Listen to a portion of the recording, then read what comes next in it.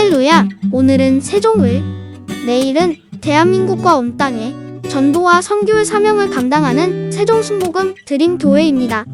하나님의 사랑과 은혜가 치유와 응답이 있는 성령 충만한 교회입니다. 구독과 중보기도로 드림가족이 되어보세요. 오늘도 주 안에서 참 좋은 날입니다. 이렇게 살아야 마귀를 이긴다. 이 제목으로 말씀을 나누겠습니다. 인간은 육신으로 태어난 그 순간부터 평균과 더불어 생존을 위한 투쟁이 시작됩니다. 가난하고 위생적 환경이 열악할수록 유아 사망률은 굉장히 높습니다. 영적으로도 마찬가지입니다. 예수님을 구주로 모시고 거듭난 그 순간부터 마귀와의 전쟁에 돌입하는 것입니다. 마귀는 그 종자들을 더불어 이제 영적으로 태어난 사람을 영적으로 압살하려고 전력을 기울입니다. 이와 같은 영적 전쟁은 한평생을 계속합니다. 우리가 영적으로 마귀와의 싸움에서 생존하기 위하여 몇 가지 명심해야 될 사실이 있습니다. 첫째로 영적 전쟁에 이기기 위해서는 교만하지 말아야 되는 것입니다. 시편 1편 1절에 복 있는 사람은 악인의 꾀를 쫓지 아니하며 죄인의 길에 서지 아니하며 오만한 자의 자리에 앉지 아니한다고 말하는 것입니다. 교만이란 자기를 과대평가하고 분수를 뛰어넘어 대접받으려 하며 거만하게 행하는 것을 말하는 것입니다. 미국 신학자 복음주의 목사였던 라인홀드 니버는 인간에게 권력과 지식과 도덕적 교만이 있으며 가장 무서운 죄는 영적인 교만이라고 그렇게 말을 했습니다. 천사 루시퍼가 왜 떨어져서 마귀가 되었습니까? 그는 하나님이 지은 천사 중에 가장 아름다운 천사장이었습니다. 그는 그 아름다움에 도취해서 오만불순하게 되어 하나님의 보좌를 탐했던 것입니다. 이사야 14장 12절로 15절에 보면 너 아침의 아들 계명성이 어찌 그리 하늘에서 떨어졌으며 너 열국을 엎은 자여 어찌 그리 땅에 찍혔는고 내가 내 마음에 이르기를 내가 하늘에 올라 하나님의 뭇별 위에 나의 보좌를 높이리라. 내가 북극 지표의 산 위에 좌정하리라. 가장 높은 구름에 올라 지극히 높은 자와 비기리라 하더라. 그러나 이제 내가 음부 곧 구덩이의 맨 밑에 빠지리. 그렇게 아름다운 천사장 루시퍼가 하나님과 보좌를 동등히 하려는 교만과 오만 불순한 행동 때문에 마귀로 전락해버리고 말한 것입니다. 디모데전서 3장 6절에 보면 새로 입교한 자도 말지니 교만하여져서 마귀를 정죄하는 그 정죄에 빠질 감이라고 말했습니다. 마귀가 정죄받은 것은 교만 때문에 그렇게 되었다고 바울 선생은 분명히 말씀하고 있는 것입니다. 잠언서 16장 18절에도 교만은 패망의 선봉이요 거만한 마음은 넘어짐의 앞잡이라고 말씀하고 있는 것입니다. 우리의 조상 아담이 왜 타락했습니까? 아담이 지음을 받았을 때 그 아름다움은 현란했습니다. 하나님의 형상과 모양대로 지음받았으니 하나님이 얼마나 아름답습니까? 하나님의 형상과 모양대로 지음받아 그 지혜와 총명이 탁월하고 그의 육체는 죽지 아니할 생명을 갖고 있었습니다. 그가 사는 에덴은 하나님이 온 정성을 다 기울여 만들어주신 에덴이었습니다. 그렇게 아름다운 존재로 지음을 받은 그가 왜 타락했습니까? 역시 교만입니다. 먼저 타락한 사탄의 꾀에 빠진 것입니다. 창세기 3장 1절로 5절에 야훼 하나님의 지으신 들짐승 중에 뱀이 가장 간교하더라. 뱀이 여자에게 물어가로되 하나님이 참으로 너희들어 동산 모든 나무의 실과를 먹지 말라 하시더냐. 여자가 뱀에게 말하되 동산 나무의 실과를 우리가 먹을 수 있으나 동산 중앙에 있는 나무의 실과는 하나님의 말씀에 너희는 먹지도 말고 만지지도 말라 너희가 죽을까 하노라 하셨느니라. 뱀이 여자에게 이르되 너희가 결코 죽지 아니하리라. 너희가 그것을 먹는 날에는 너희 눈이 밝아 하나님과 같이 되어 선악을 알 줄을 하나님이 아심이라. 하나님과 같이 된다. 그것은 루시퍼가 미리 시도했다가 정죄받아 마귀로 전락한 똑같은 죄입니다. 하나님과 같이 된다. 사람은 피조물이요 창조주가 아닙니다. 창조주 하나님과 피조물 인간과의 사이에는 건널 수 없는 구렁이 있습니다. 그럼에도 불구하고 마귀의 꾀에 맞아 하나님처럼 되려고 선악과를 따먹었다가 타락하고 마는 것입니다. 성 안토니오는 말하기를 사탄이 가장 두려워하는 것은 겸손이요 하나님이 가장 미워하시는 것은 교만이라고 말하는 것입니다. 예수님의 겸손함을 우리가 보고 배워야 되는 것입니다. 예수님은 하나님의 아들이시면서 사람으로 오셨음에 죽기까지 충성하고 순종한 것입니다. 빌립보 2장 5절 8절에 너희 안에 이 마음을 품으라 곧 그리스도 예수의 마음이니 그런 근본 하나님의 본체시나 하나님과 동등됨을 취할 것으로 여기지 아니하시고 오히려 자기를 비워 종의 형체를 가져 사람들과 같이 되었고 사람의 모양으로 나타나시며 자기를 낮추시고 죽기까지 복종하시니 곧 십자가에 죽으십니다. 주님의 겸손함을 보십시오. 그런 하나님을 대신해서 하늘과 땅과 세계와 그 가운데 모든 것을 친히 지으신 분이신 것입니다. 창조주이신 것입니다. 그 영광은 거기에 달하고 그 광채는 우주를 비추입니다. 그런 주님이 사람을 구원하기 위해서 인간의 육체를 쓰고 오신 이후에는 사람처럼 낮아지고 겸비해져서 하나님을 순종하여 십자가에 죽기까지 충성한 것입니다. 그리스도의 낮아진 이 마음을 우리 마음에 품으면 우리가 마귀의 시험에 빠지지 않습니다. 우리가 항상 자기를 낮추면 하나님이 높여주십니다. 스스로 높아지려면 마귀의 종이 되어 타락합니다. 스스로 낮추면 하나님이 높여주십니다. 베드로전서 5장 6절 9절에 하나님의 능하신 손 아래서 겸손하라. 때가 되면 너희를 높이시리라. 너희 염려를 다 주께 맡겨버리라. 이는 저희가 너희를 권고하심이라. 근신하라 깨어라. 너희 대적 마귀가 우는 사자같이 돌아다니며 삼킬 자를 찾나니 너희는 믿음을 굳게 하여 저를 대적하라. 이는 세상에는 너희 형제들도 동일한 고난을 당하는 줄을 알미라.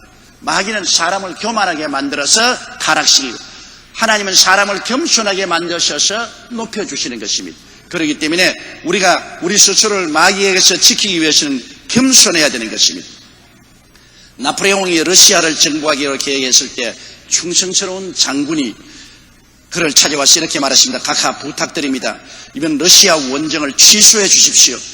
각하께서는 지금까지 수많은 나라들을 정복하셨습니다. 이만하면 족하지 않습니까? 그러나 나폴레옹은 그의 충고를 듣지 아니했습니다. 그러자 장군은 마지막으로 한 번 더 간청했습니다. 각하, 사람이 일을 계획해도 그 일을 성취시키는 분은 하나님이십니다. 이번 러시아 원정은 하나님의 뜻이 아닙니다. 취소해 주십시오. 이 말을 들은 나폴레옹은 분도 막심해서 내가 모든 일을 계획하고 성취한다. 무슨 하나님이 일을 계획하고 성취하느냐. 그렇게 큰 소리치고 오만불순하게 말했습니다. 그러나 결국 러시아 원정에 실패하고 이를 계기로 나폴레옹은 패망하고 말았습니다. 교만은 패망은 신봉이요 겸손은 종기의 앞잡이가 되는 것입니다. 여러분, 북한의 주체 사상에 보면은 우주의 중심은 인간이고 인간이 역사를 창조한다 그렇게 말했습니다. 그것도 나폴레옹과 똑같은 오만불순하게 짝이 없는 말입니다. 우주의 중심은 하나님이시고 역사는 하나님이 창조하시지 어떻게 인간이 하나님의 자리에 앉아서 우주의 중심이 되고 역사를 만들어갑니다. 그렇기 때문에 그와 같은 사상을 가지고 나가면 이미 패망은 결정되어 있는 것입니다. 패망은 교만으로 오만으로 다가오는 것입니다. 그러므로 마귀를 이기기 위해서는 우리가 교만하지 말아야 됩니다. 언젠가 미국 종교 지도자들이 타락하여 사회적으로 큰 무리를 일으킨 적이 있었습니다. 그 중에 한 분은 굉장히 훌륭했던 주의 종이었는데 나중에 자신의 죄를 자백하는 과정에서 이런 말을 했습니다. 나에겐 결코 이런 일이 일어나지 않을 것이라고 생각했습니다. 자기 자신은 어떤 죄도 지을 수 없다는 생각 자체는 매우 잘못된 것입니다. 죄에 대해서는 그 어느 누구도 예외가 될 수 없습니다. 그러므로 마음을 항상 낮추어야지. 이만하면 되었다. 나는 보통 사람과 다르다. 나는 죄 짓지 않는다. 이렇게 교만하면 결국에는 죄의 수렁에 빠져버리고 맙니다. 교만하면 마귀의 유혹에 걸려 죄를 짓고 결국 패망하게 됩니다. 우리가 자신에 대한 과신을 버리고 항상 마음을 낮출 때 마귀를 정지하는 그 정지에서 벗어날 수가 있는 것입니다. 둘째로 계명을 존중해야 우리가 마귀를 이길 수가 있는 것입니다. 시편 1편 2절에 오직 야훼의 율법을 즐거워하여 그 율법을 주야로 묵상하는 자라고 말하셨습니다. 구원은 조건 없이 믿음으로 예수님의 은혜로 받되 구원을 지키기 위해서는 계명을 지켜야 됩니다. 구원은 은혜로 값없이 받지만은 받은 구원을 지키는 것은 바로 계명인 것입니다. 하나님의 은혜로 가나안 땅에 들어온 이스라엘이 하나님의 계명을 버림으로 멸망하지 않았습니까? 들어올 때는 하나님의 은혜로 들어왔지만은 가나안을 지키는 것은 하나님의 계명을 지켜야 가나안을 지키는데 계명을 저버리자 가나안에서 쫓겨나고 마는 것입니다.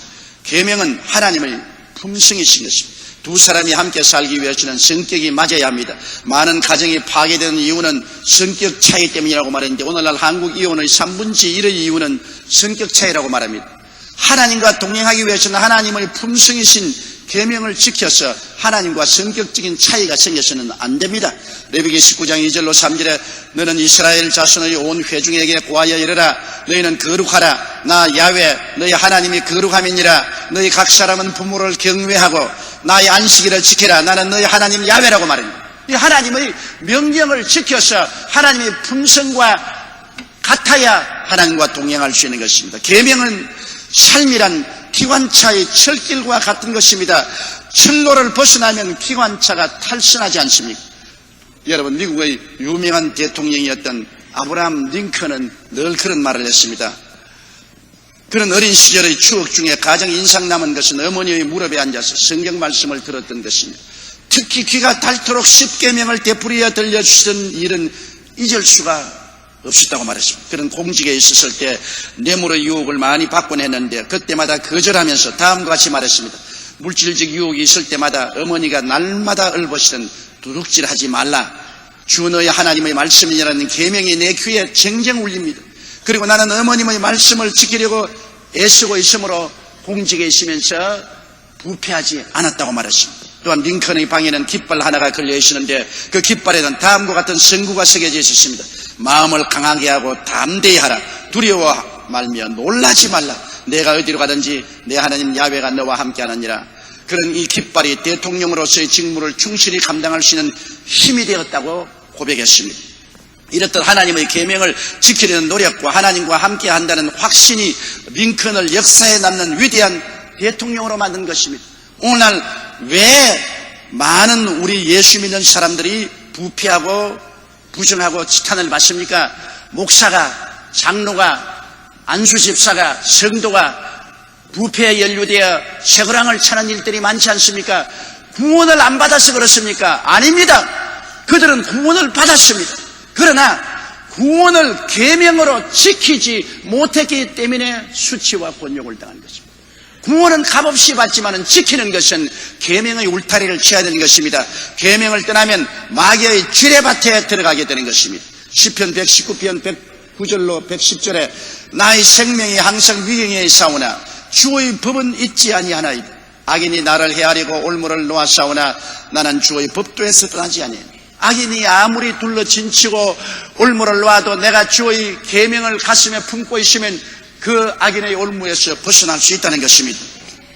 베드로전서 1장 14절로 15절에 너희가 순종하는 자식처럼 이전 알지 못할 때 쫓던 너희 사역을 본삼지 말고 오직 너희를 부르신 거룩한 자처럼 너희 모든 행실에서 거룩한 자가 되라. 어떻게 거룩하게 됩니까?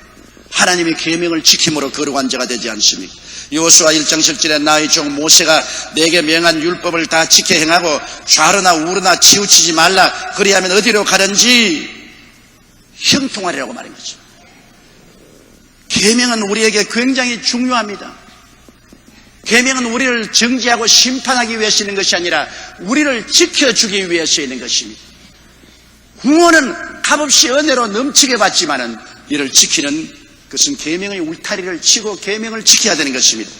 셋째로 우리가 마귀를 이기고 살기 위해서는 말씀의 영양분을 정기적으로 섭취해야 됩니다. 시편 1편 3절에 저는 시냇가에 심은 나무가 시절을 쫓아 과실을 맺으며 그 잎사귀가 마르지 아니함 같으니 그 행사가 다 형통하라 했습니다. 누가요? 말씀을 묵상하는 자인 것입니다.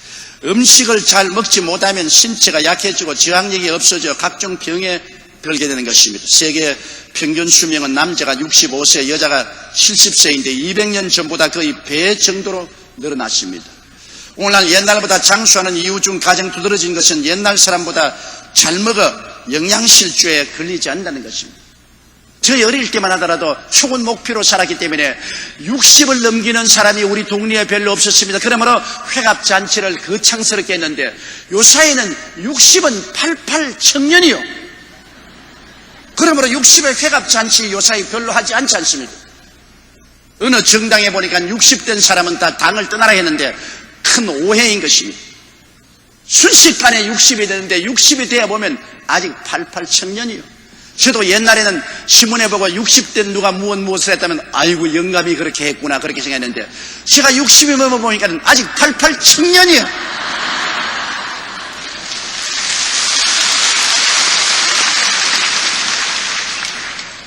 여러분, 오늘날은 항산화작용을 하는 비타민을 많은 사람이 복용함으로 빨리 늙지 않아요. 우리 체내의 유해산소가 해를 입힐 때 산화적 손상으로부터 몸을 지키는 항산화작용을 하는 수용성 비타민 C가 선봉에서 독성을 제거하면 2차로 지용성 비타민 U가 독성을 제거합니다. 그러므로 사람들이 비타민을 많이 먹으므로 우리 몸이 산성화되는 것을 막아주어서 빨리 늙지 않아요. 건강하게 되어요. 이와 같이 말씀은 영의 양식인 것입니다. 말씀을 먹어야 영적으로 지치지 않고 늙지 않습니다. 베드로전서 2장 2절에 갓난 아이들 같이 순전하고 신령한 젖을 사모하라. 이는 이로 말미암아 너희로 구원에 이르도록 자라게 한다. 말씀을 먹어야 자라지요. 말씀을 먹지 않으면 성장하지 못합니다. 그러면 병들고 죽게 되죠.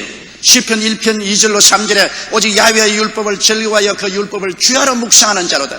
저는 시냇가에 심은 나무가 시절을 쫓아 과실을 맺으며 그 잎사귀가 마르지 아니함 같으니 그 행사가 다 형통하리라.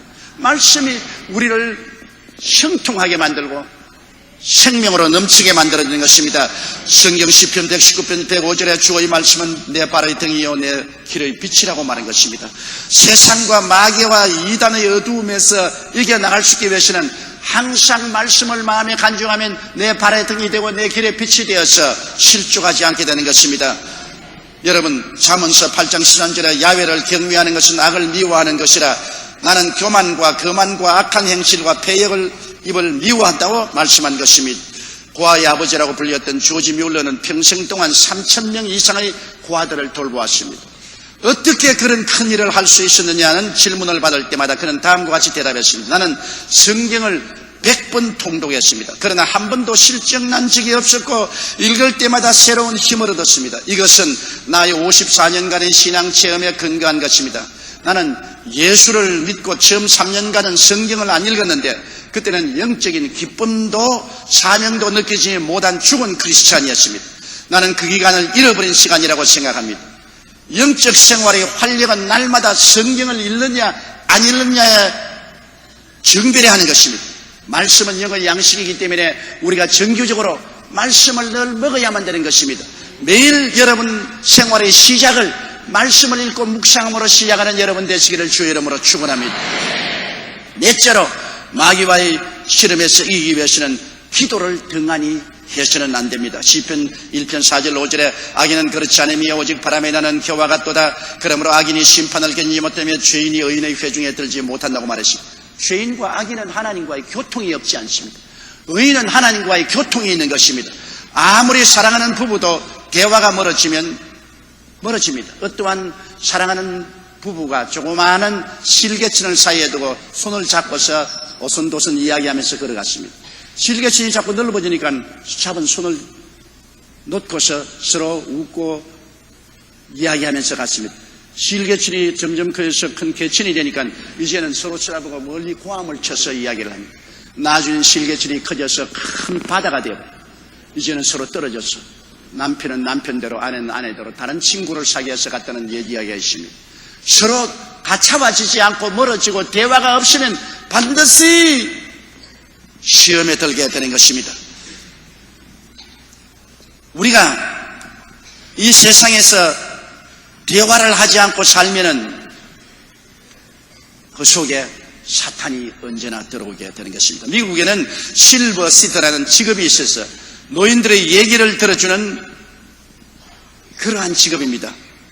1, 2, 3 법칙이 있어서 1분간 노인들과 말하고 2분간 노인들의 말을 들어주고 3분간 노인들의 말에 옳습니다, 옳습니다, 옳습니다 맞장구 치고 난 다음 돈벌이 하는 겁니다. 근데 굉장히 이 사업이 잘 되고 있어요.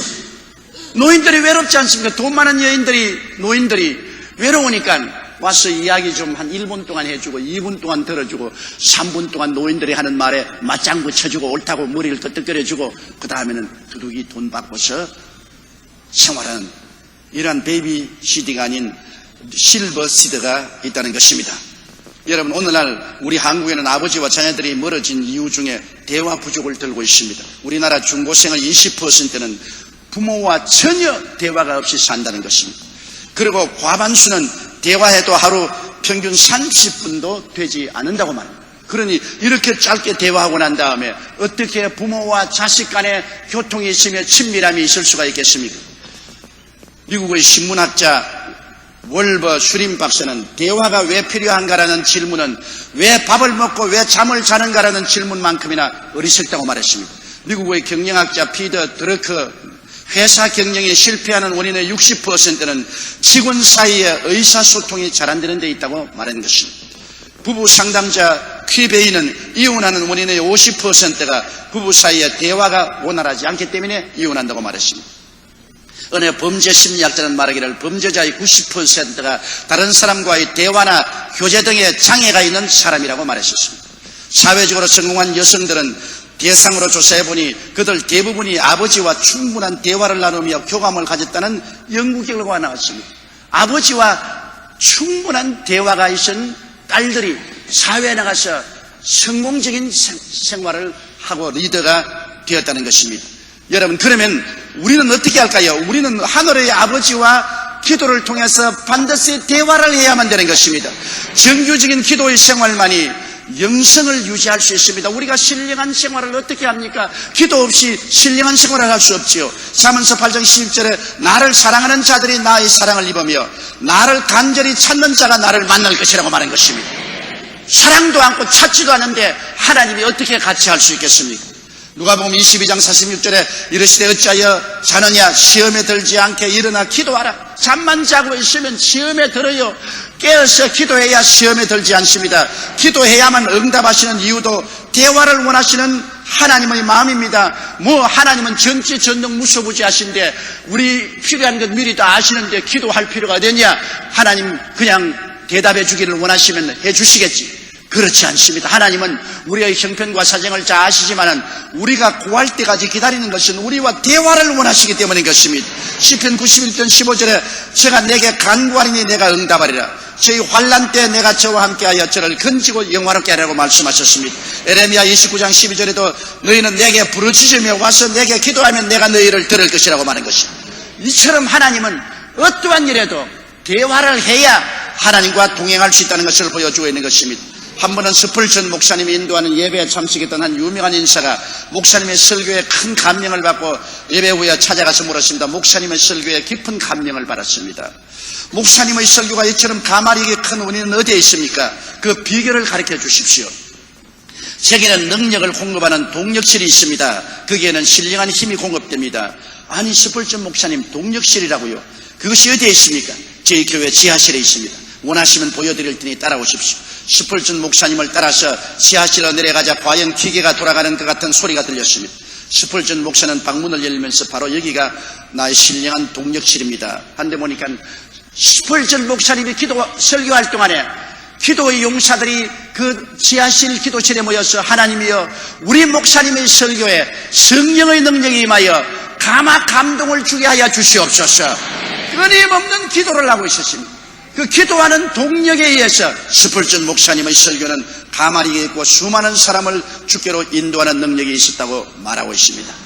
다섯째로 우리는 마귀를 이기고 신앙생활하기 위해서는 성령 충만한 생활을 등한히 해서는 안 됩니다. 여러분, 이 세상에도 우리가 살아나가는데 도우미가 요사이 얼마나 필요합니까? 전시회 가도 도우미가 있어 도와주시지요. 경기장에 가도 도우미가 안내해 주지요. 물품 구입할 때도 도우미가 도와주지요. 아파트 분양하는 데 가도 도우미가 도와주지요. 요사이는 어디 가도 도우미판인 것입니다. 그런데 하늘에서 내려온 신령한 도우미가 계십니다. 그 신령하고 거룩한 도우미가 바로 성령 도우미신 것입니다. 요한복음 14장 16절로 18절에 내가 아버지께 구하게 하시니 그가 또 다른 보혜사를 너희에게 주사 영원토록 너희와 함께 있게 하시리니 저는 진리의 영이라 세상은 능히 저를 받지 못하나니 이런 저를 보지도 못하고 알지도 못함이라. 그러나 너희는 저를 아나니 저는 너희와 함께 거하시며 또 너희 속에 계시겠습니다. 내가 너희를 고아와 같이 버려두지 아니하고 너희에게로 오리라. 우리를 도와주시는 하늘의 신령한 도움이 성령께서 우리와 함께 거하시고 우리 안에 계십니다. 성령이 바로 이 자리에 지금 함께 계신 것입니다. 성령은 여러분의 도움이 되신 것입니다. 로마서 8장 26절에 이와 같이 성령도 우리 연약함을 도우시나니 우리가 마땅히 빌바를 알지 못하나 오직 성령이 말할 수 있는 탄식으로 우리를 위하여 친히 간구하신다고 말씀한 것입니다.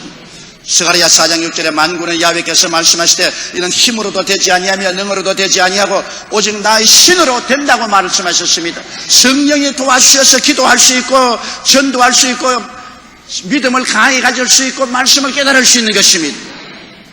어떤 농부가 읍내 농기구 가게에 붙어있던 포스터를 보고 당장 자동톱을 하나 샀습니다.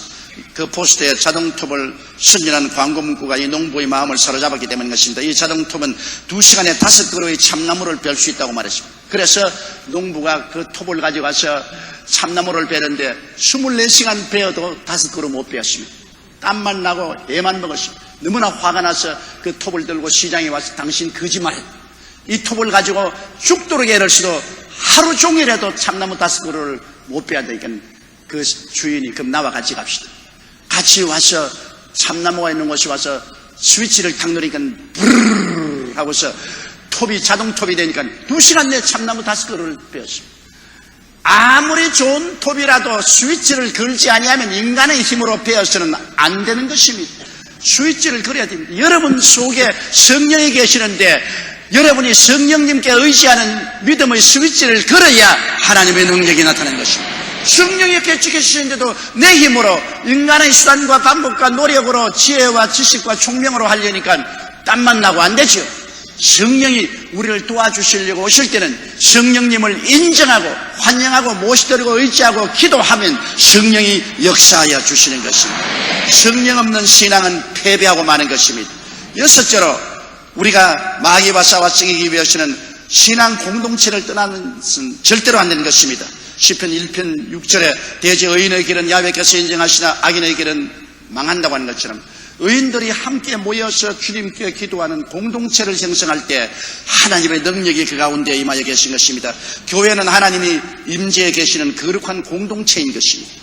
요한복음 14장 23절에 예수께서 대답하여 가라사대 사람이 나를 사랑하면 내 말을 지키리니 내 아버지께서 저를 사랑하실 것이요 우리가 제게 와서 거처를 저와 함께하리. 하나님이 우리와 거처를 함께하는 거룩한 공동체입니다. 지금 이 시간에 아버지와 아들과 성령이 이 자리에 와서 같이 계신 것입니다. 거룩한 공동체인 것입니다. 여러분 우리가 구역 세일에 모이는 것도 세일은 성도들이 함께하는 소공동체인 것입니다. 초대교회는 함께 모여 떡을 떼고 말씀 공부하고 기도하며 교제했습니다. 그렇기 때문에 하나님의 능력이 임하였습니다. 사도행전 2장 42절에 저희가 사도의 가르침을 받아 서로 교제하며 떡을 떼며 기도하기를 전혀 힘쓰니라. 46절에 날마다 마음을 같이하여 성전에 모이기를 힘쓰고 집에서 떡을 떼 함께 식사하고 대화하고 기도하는 것 공동체를 형성하는 것입니다. 굉장히 중요한 것. 함께 떡을 떼고 함께 말씀을 나누고 기도하는 공동체가 있어야 우리가 신앙에 승리할 수 있습니다. 모이면 살고 흩어지면 망합니다. 전도서 4장 12절에 한 사람이면 패하겠거니와 두 사람이면 능히 당하거나 삼겹줄은 쉽게 끊어지지 아니한다고 말하는 것입니다. 마태복음 18장 19절에 너희 중에 두 사람이 땅에서 합심하여 무엇이든지 구하면 하늘에 계신 내 아버지께서 저희를 위하여 이루게 하시리라. 너희 두세 사람이 내 이름으로 모인 곳에는 나도 너희와 함께 있겠노라. 저 하늘이 무너지고 이 땅이 꺼져도 1.1핵도 변함없는 거짓이 없는 하나님께서 말씀하기를 너희 두세 사람이 내 이름으로 모인 곳에는 나도 함께 있다고 말씀하십니다. 이 자리에 계십니다. 여기에 예수님이 계신 것입니다. 어떤 성도가 목사님 보고 목사님 교회 가서 너무 번거로우니 나는 교회 그만두겠습니다 했습니다. 목사님이 신방을 가서 잘 말려도 듣지 않습니다. 그런데 화롯불에 석탄이 활활 타고 있습니다. 목사님이 석탄 한 덩어리를 끌어내었습니다. 그러자 석탄은 곧장 식어서 허연 잿덩이로 변했습니다. 그러나 화로 안에 석탄은 활활 탔습니다. 자매님, 석탄이 함께 화로 안에 있을 때는 활활 타지만 한 덩어리 드러내놓으면 식어서 재가 되고 마는 것입니다. 교회는 화로입니다. 함께 활활 탈 수 있는 신앙이 있지만 따로 떨어져 나오면 흰 잿덩어리가 되고 맙니다. 그 말을 듣고 그 자매님은 크게 회개하고 다시 교회를 나왔다고 한 말이 있습니다. 히브리서 10장 23절로 25절에 또 약속하신 이는 미쁘시니 우리가 믿는 도리의 소망을 움직이지 말고 굳게 잡아 서로 돌아보아 사랑과 선행을 격리하며 모이기를 피하는 어떤 사람들의 습관과 같이 하지 말고 오직 권하여 그날이 가까울수록 더욱 모여라고 말하고 있는 것입니다. 여러분, 공동체 신앙은 상승 효과가 있습니다. 기러기 보십시오. 기러기 한 마리 날아가는 외기력이 별로 없지요. 일직선으로 날아가든지 V자형을 해서 기러기는 날아가는 것입니다. 그건 왜냐? 앞에 있는 기러기가 날개를 치면 그가 바람을 일으켜서 뒤에 있는 기러기는 별로 힘들이지 않고 상승 효과를 가지고 올라갈 수 있습니다. 그래서 기러기 앞에 쓴 기러기가 날아가다가 나중에 피곤해지면 또 자리를 바꾸고 다른 기러기가 앞에 서고 그 뒤로 옵니다. 그리고 기러기가 날아갈 때 그냥 날아갈 때가 꽥꽥꽥꽥 소리치지요. 그것은 앞에서 날아가는 기러기에게 용기를 주기 위해서 힘내라 힘내라 힘내라 그렇게 말한 겁니다.